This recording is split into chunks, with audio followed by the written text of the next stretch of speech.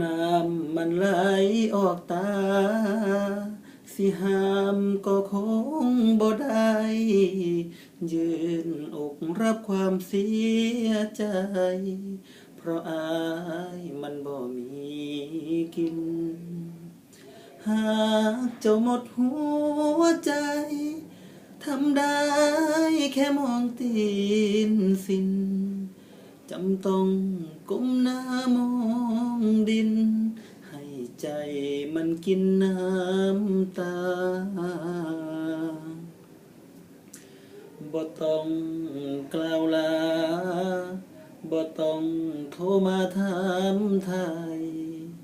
บ่อยากกลับมากวนใจบ่ต้องเอ่ยถ้อยคำล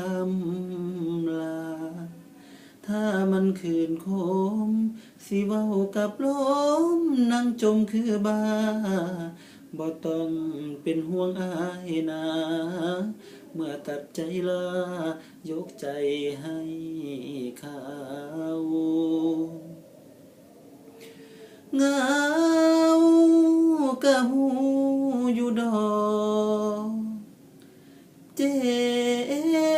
บยังพอทนได้อย่ากลัวเลยนะหัวใจสิเป็นจังใดก็ให้อดเอา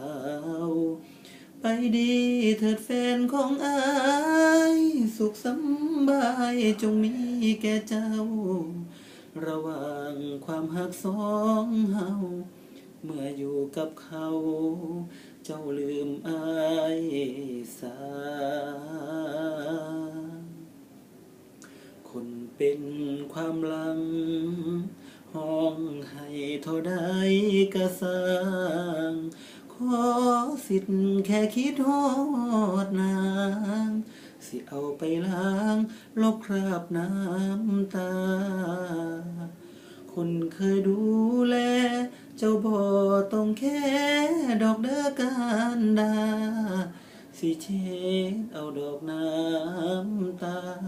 ถ้าหากว่ามันไหลบ่เศร้า